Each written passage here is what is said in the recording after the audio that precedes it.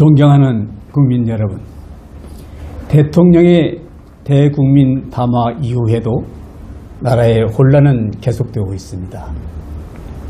혼란의 진앙지는 바로 대통령이 고민 끝에 발동한 비상계엄이 내란이냐 아니면 대통령의 고유의 통치수단냐를 갖고 따지는 가운데 있습니다. 대한민국은 지금 이상한 나라가 되어가고 있습니다. 이상한 세력에 의해서 나라가 크게 흔들리고 있는 것입니다. 한 예를 들어서 지난번 22대 국회의원 선거에서는 한 지역구에서 선거인 명부에 올라있는 명수보다 투표수가 더 많아지는 해괴한 일이 벌어지고 있는 것입니다. 이는 누가 봐도 부정선거입니다. 국정원에서도 한국의 선거관리위원회 서버는 북한, 중국에 해킹을 당하고 있다고 해서 조사를 실시하려 했습니다. 그러나 중앙선관위는 독립기관이라는 이유로 대한민국의 감사원의 감사도 거부하고 조사도 거부하고 있습니다. 이러한 사태가 반복되고 있는 가운데 대한민국은 큰 혼란으로 이어지고 있는 것입니다. 따라서 오늘은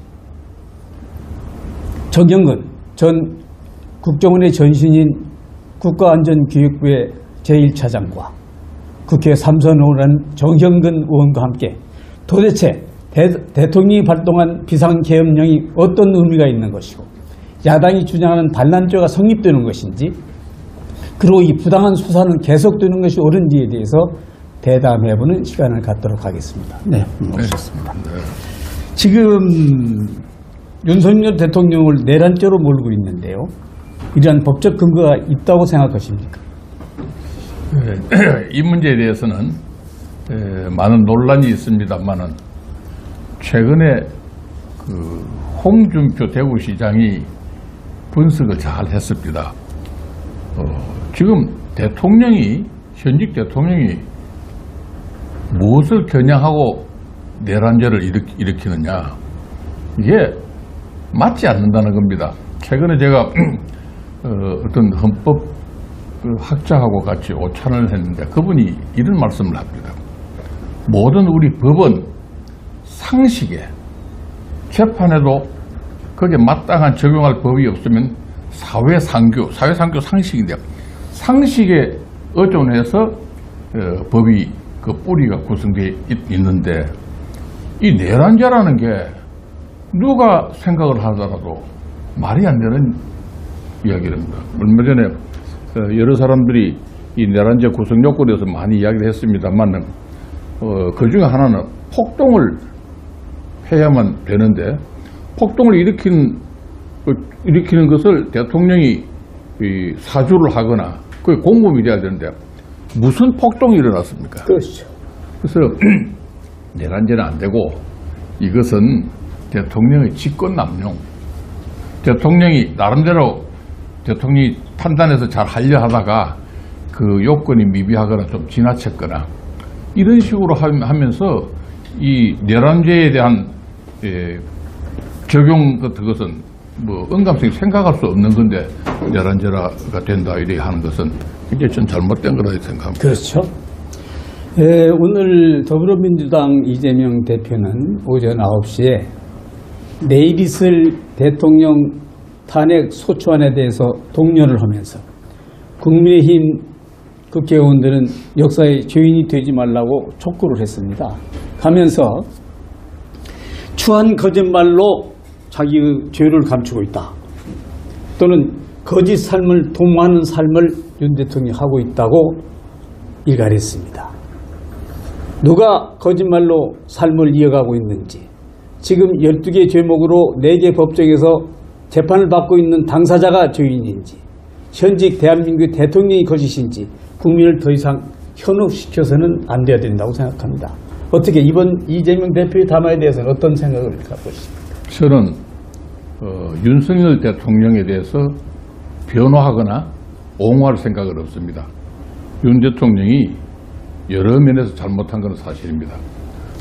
그러나 그럼에도 불구하고 많은 국민들이 다수의 국민들이 선뜻 대통령이 하야하거나 대통령이 탄핵되는 걸 원치 않습니다. 그 큰 이유는 범죄는 다 저지르고 지금 유죄 판결도 받고 앞으로 계류되어 있는 게 한도 없는 이재명 같은 사람이 대통령이 된다면은 이 나라가 거들난다는 생각을 국민 모두가 갖고 있습니다. 그렇죠. 그래서 윤 대통령이 하야하거나 탄핵되어서는 안 된다는 것이 많은 국민들의 비단 보수 우익뿐만 아니라 많은 국민들의 생각입니다.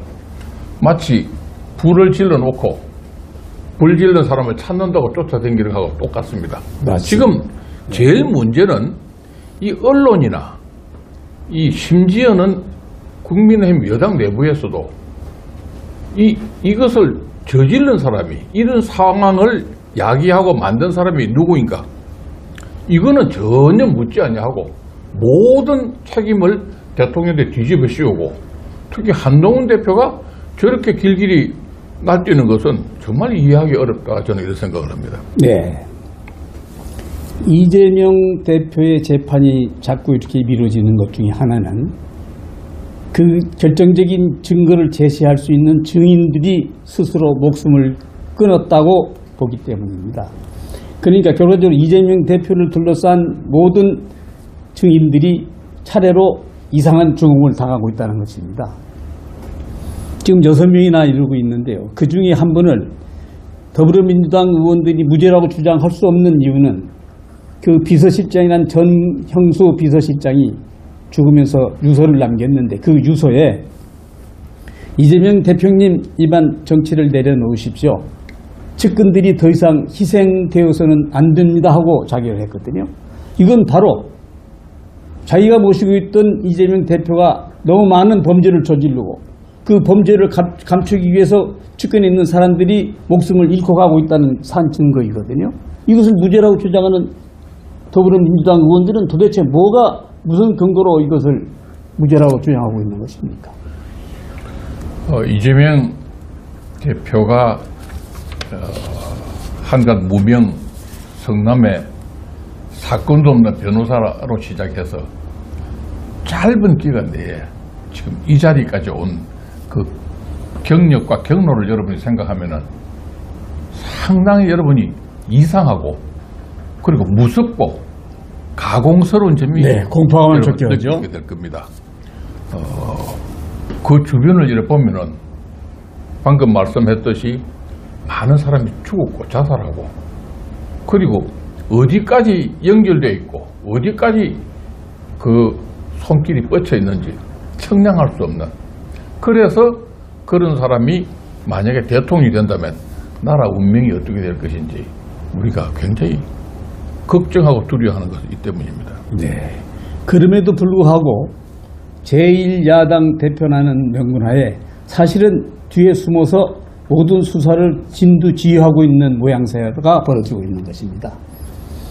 그래서 지금 아무런 주체도 없는 이 수사 일단은 중단되어야 된다고 생각하는데 어떻게 정 의원님은 어떻게 생각할까? 우선 아까 말씀 나누었듯이 내란죄 구성 요건에 해당되지 않는데 뭘 갖고 수사하느냐. 대통령이 내란 외환죄 외에는 다른 범죄로 재임 기간 중에는 수사나 소추되지 않는데 내란죄가 되지 않는데 저는 참 너무 놀란 게 할 짓은 안 하고 해서는 안 되는 짓만 하던 검찰, 경찰, 소위 공수처가 서로 경쟁을 하듯이 맞습니다. 꼭 저 아프리카 들판에 하이에나가 사자를 잡아가지고 서로 뜯어먹으려고 하는 저런 행태를 우리나라에서 보이는 것은 너무 놀랍습니다. 그리고 군인들도 군대 군인이라는 것은 정말 눈을 똑바로 뜨고 용감하게 어떤 비상사태에서도 나라를 지키고 국민을 위하고 그리고 자기 한 일은 소신 있게 과감하게 이야기했는데 무슨 공수단장이고 특수단장이니까 별을 몇 개씩 차고 눈물을 흘리고 이런 사람들한테 우리나라 국방을 맡겨도 되겠는지 맞습니다. 저는 총체적으로 이 나라가 문제가 있다고 생각합니다. 네, 경찰의 경우도 같은 경우라 볼 수가 있습니다. 경찰청장을 수사를 하는데 수사 주체가 누구인지 누가 그 수사를 하라고 지명을 했는지. 지금 이 부당한 수사가 계속되고 있거든요. 또 국회에서도 마찬가지입니다. 지금 국방부나 주요 인사들을 데려다 놓고 국방부의 주요한 부서, 벙커가 어디에 있고 벙커 크기가 얼마고 이러한 국가의 제1급 비밀을 꼭 북한에 알려주는 것 같은 형식을 취해서 국가기강을 문란시키고 있습니다. 도대체 이러한 국회의 한 행태나 경찰의 수사가 더 이상 중단되어야 해서는 안 된다는 그런 생각을 갖고 있거든요. 어떤 방법으로 이 수사를 중단시킬 수가 있겠습니까? 예, 한마디로 말하면은 이 수사를 중지시키기 위해서는 국민의힘 한동훈 대표가 제정신으로 돌아가야 됩니다. 맞습니다.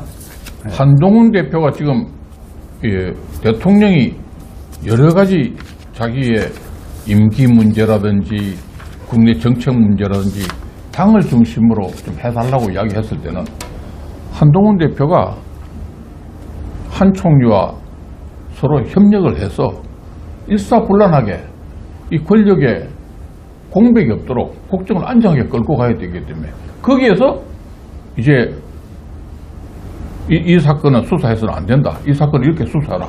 이런 지침을 내려줘야 됩니다. 맞습니다. 그런데 오히려 마치 이재명 그 민주당에 파견된 분대장 같이 행동을 하기 때문에 이 모든 지금 이 정국의 혼란이 저는 일어났다고 봅니다. 그래서 오로지 이것은 한동훈 대표, 국민의힘 이 정당의 책임이다 이런 생각을 합니다. 네. 한시바삐 정신을 차리고 제대로 돌아와야 이 난국을 수습할 수 있다 이런 생각입니다. 네, 모든 국민들이 방금 말씀하시는 대로 모든 국민들이 의아해하고 있습니다. 그것은 뭐냐? 새로이 국민의힘 원내대표를 경선하는 자리에서 한동훈 대표가 한 말은 모든 국민들의 귀를 의심케 했습니다. 대통령 담화에 대해서 내란죄를 인정한 형국이다고 아주 곡해스러운 내용을 아주 거짓으로 포장하는 그러한 발언을 국민의힘 당대표가 국민의 의총에서 했거든요. 그래서 그 의원들의 분노를 샀는데 어떻게 돼서 국민의힘 당대표가 이런 발언을 하고 민주당 대표 이재명 대표와 함께 악수를 하는 이러한 형국에 대해서 우리 국민들은 매우 의아해하고 있습니다. 물론 말씀을 하셨는데 한동훈 대표와 자선과 함께 국민이 하나로 뭉쳐서 이 난국을 해결해 나가는 주체가 되어야 된다고 저는 그렇게 생각했습니다. 저는 이 자리에서 꼭 말씀드리고 싶은데 저는 한동훈 대표를 지금까지 옹호하고 지금까지 한동훈 대표에 대해서 비판이나 비난을 한다면 적극적으로 방어해왔습니다. 왜냐? 한동훈 대표는 머리도 명석할 뿐만 아니라 정치적인 그런 식견이나 순발력도 정말 정치를 안 해본 사람이 뛰어나다고 생각을 하고 이 한동훈은 국민의힘의 이 힘없고 나약한 이 정당에서 저는 하나의 청보석같이 빛나는 존재다 이렇게 생각을 했습니다. 그런데 이 한동훈 대표가 최근에 하는 행태를 보면은 놀래지 않을 수 없습니다. 저는 그 이유를 좀 분석을 해봤어요. 첫째는 주변에 있는 참모들이 극개가 좌파나 민주당의 자제들이나 자기의 친분이 있는 친인척 인사들로 구성되어 있고 그래서 이 항심을 잃어버렸다고 생각합니다.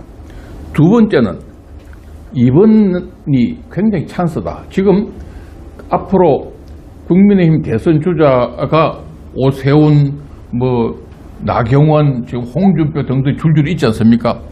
여기에서 내가 무슨 다음에 정권을 갖다가 쥐고 안 쥐고 이걸 떠나서 여기에 내가 나서서 당권을 쥐고 후보가 돼야만 이 사람들을 물리치고 내가 장악을 할 수 있다는 생각하고 이번에는 이재명한테 그대로 정권을 바치고 그 다음에는 내 거다. 이런 머리 좋은 사람이 이런 그야말로 무모하기 짝이 없는 아주 섣부른 판단을 지금 하고 있는 것 같습니다. 네. 그런데 만약의 경우에 정권이 이재명이 타치되면은 저는 이제는 우리가 눈 감기 전에 국민의힘 보수 정권이 탄생한다는 것은 기대도 할 수 없다 이렇게 생각합니다. 네.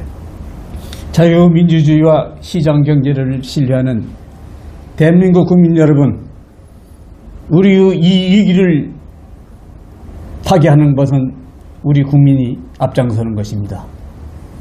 토요일 열리는 광화문에서 개최되는 반국가세력 척결의 시민 걸기대회에 적극 참여하셔서 대한민국의 의지를 보여주시기를 간절히 바라겠습니다. 네, 감사합니다.